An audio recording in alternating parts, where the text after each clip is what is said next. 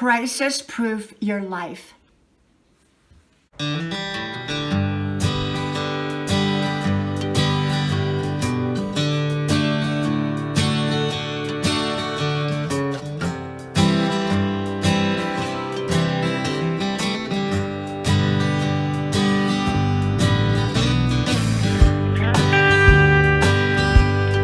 When going through a crisis, hello you all, I'm Diana Brianne.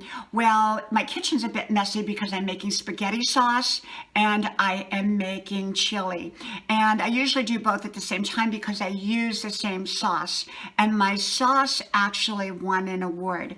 And so at one point, it was a chili cook-off. And actually I won a couple times.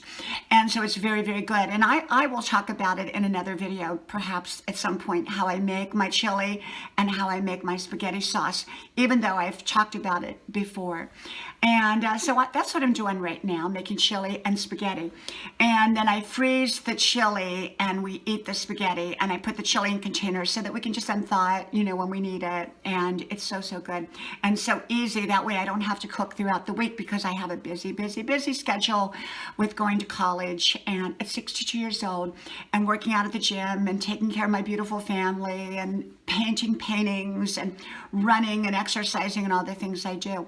But what happens when we go through a crisis? Well, I've been through a number of crises in my life of different kinds. And I can tell you, I don't welcome crisis. And often we hear that crisis is opportunity.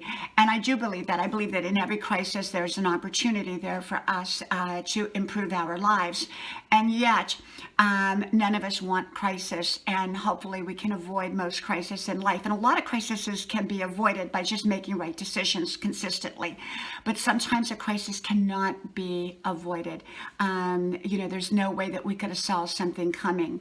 And so what do we do? Or even if we saw it coming, we couldn't have stopped it in some cases. So what do we do when we go through a crisis? Well, for me personally, I gather great information. I gather accurate information. Not all information is right information. And sometimes we get so much information, we have to sort through it. And I believe in slowing life down so that we can sort through it, so that we can make right decisions. Sometimes we can't slow things down. Sometimes we have to make immediate decisions, but most often not. Most often we have the time. And I believe in utilizing that time to our advantage so that we can make right decisions. Yes, we can, all have 20/20 hindsight where we wish we would have made different decisions. And often that can be avoided by gathering right information. Remember, not all information is right information. So we have to gather right information from right sources and hopefully have time enough to evaluate all that information and make the right decision. Some cases we don't have time and we just have to make the very best informed decision that we can at that moment.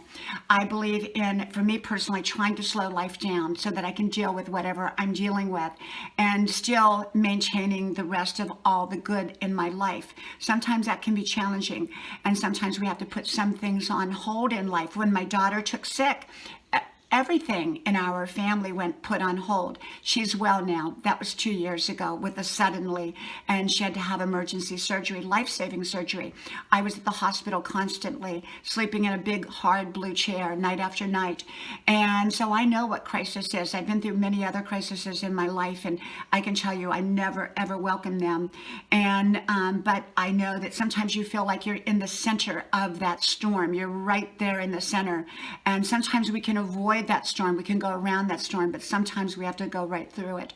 And when we're going right through it, it can be very, very scary and very challenging. I believe in finding people that are supportive, that will love us, that will watch over us, that will care about us, that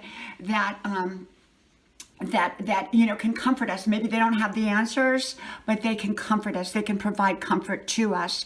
And I call those people comfort people. And then we find people who may not comfort us, but have the right answers and can help us navigate through this storm successfully. When my daughter took sick, we had excellent doctors. And so they were not comfort people, but they were technical people who helped navigate us like a pilot does through the center of the storm, a qualified pilot.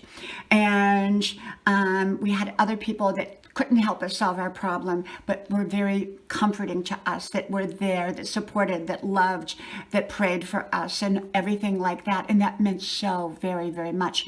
So you surround yourself with competent people, qualified people, informed people, people that can help you, and people that can comfort you.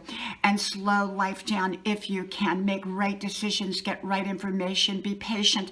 Sometimes you do put life on hold for the time being. It won't stay on hold forever, hopefully, and you'll get back to your real life eventually. And I even put my exercise on hold. Everything just seemed to be on hold. I wasn't even home.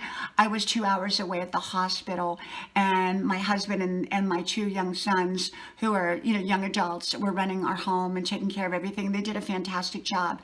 So we want to have things in place in our lives that if a crisis comes, we're kind of crisis proof. It doesn't mean that we can avoid the crisis necessarily, but we're able to get through it so much easier.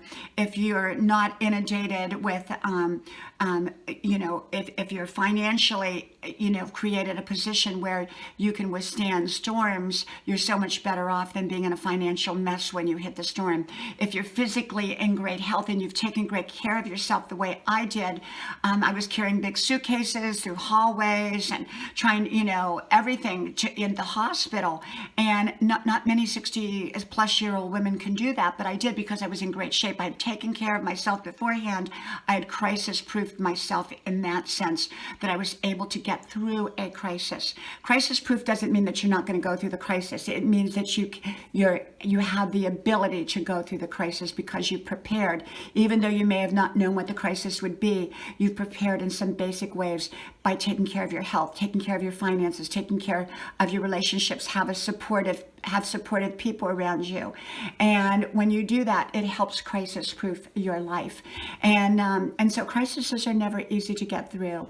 And you pray a lot. You just hope a lot. You pray a lot. And you just, keep a positive attitude that you will get through it. Okay, well, from my house to yours, I pray for you that all blessings come your way. And I hope to talk to you all soon. Bye-bye.